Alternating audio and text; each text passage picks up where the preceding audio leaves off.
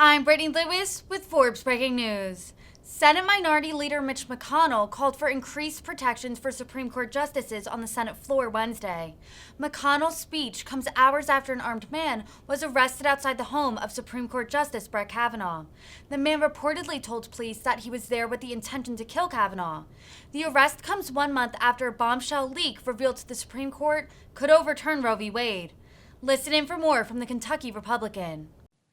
First, just moments ago, the Washington Post published an extremely disturbing report.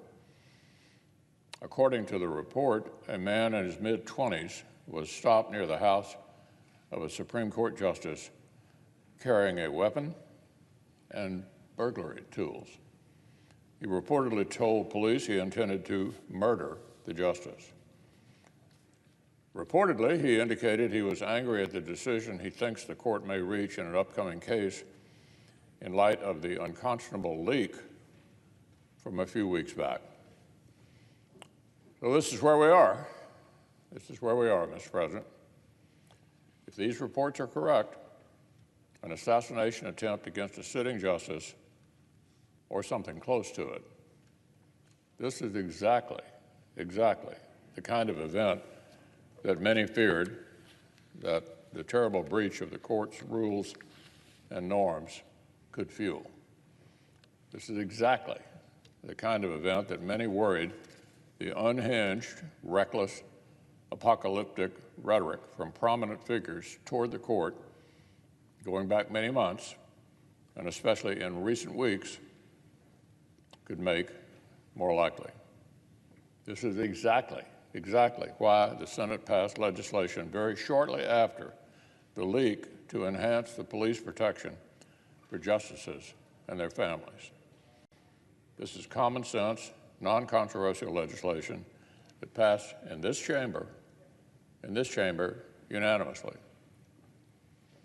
But House Democrats have spent weeks blocking the measure that passed here unanimously related to security for Supreme Court justices.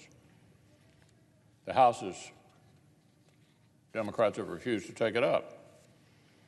Now, look, Mr. President, that needs to change, and it needs to change right now. Right now. House Democrats must pass this bill, and they need to do it today. No more fiddling around with this. They need to pass it today. They need to stop their multi-week blockade against the Supreme Court security bill and pass it before the sun sets today. I'll have more to say on the subject as the facts continue to unfold. Now, on a completely different matter, rising food prices have been one of the most relentless and painful aspects of the historic inflation unfolding on Democrats' watch. 1 year ago, President Biden's White House bragged that the cost of an Independence Day cookout would be 16 cents cheaper than the year before. Well, in the past year, food prices have jumped more than 9%. So that same spread won't be cents cheaper, it'll be dollars more expensive. Grocery store prices have risen at their fastest rate since 1980. At full-service restaurants, prices have jumped more in the past 12 months than any year on record. 17 straight months of rising food prices. So this is not a Putin price hike. As one of my constituents in Nancy, Kentucky, put it a few months back, many people are scared they might have to choose between eating and heating the house. Democrats' failed policies have made it harder to feed a family in America. But the pain isn't limited to the supermarket or to the dinner table. It's hitting food producers at every step of the supply chain.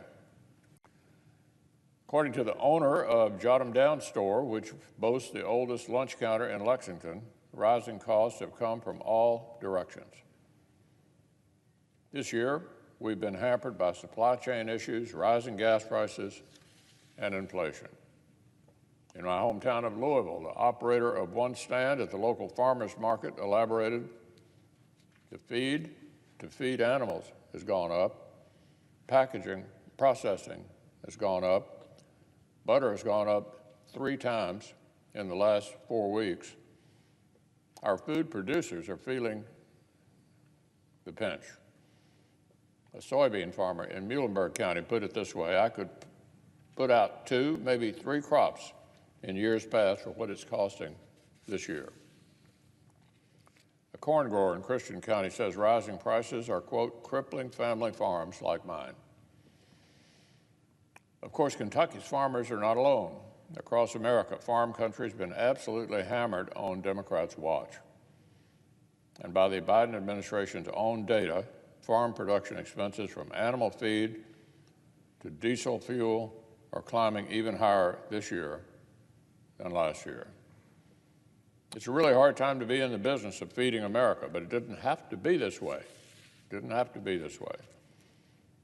Washington Democrats didn't have to ram through a multi-trillion-dollar wish list of inflationary spending last spring. The Biden administration didn't have to declare war on affordable American energy on day one. Needless to say, millions of working American families sit down for dinner these days wondering why on earth they did. Now, finally, on one totally different matter, it's my privilege today to pay honor to an iconic Kentuckian.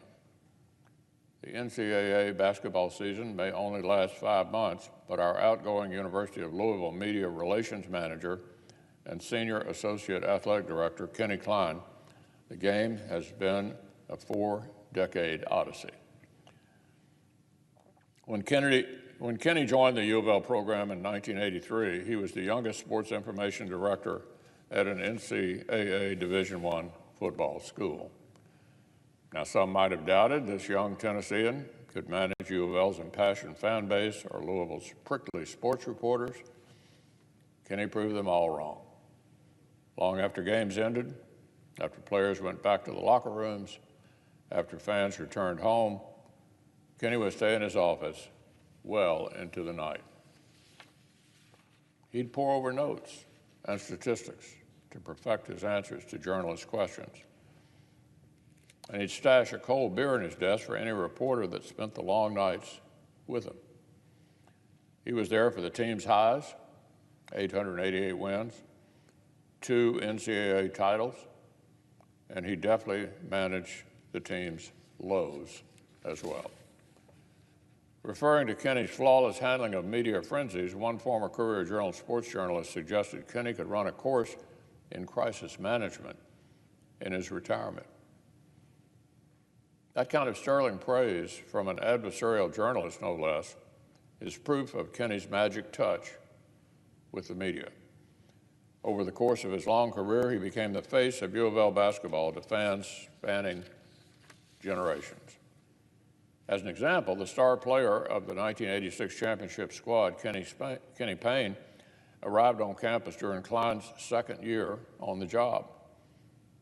And next year, Payne will be on the court coaching the school's basketball program. So students, athletes, and administrators came and went, but they could always count on Kenny Klein's constant presence. Since announcing his retirement, Kenny has received an outpouring of support from across the country, including the Lifetime Achievement Award from the College Sports Information Directors of America. Everyone from U of L's newest students to Kenny's biggest fans in the U.S. Capitol is sad to see him leave his post.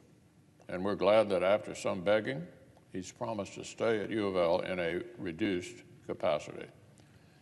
So, we all wish him the best in the next chapter of his extraordinary life.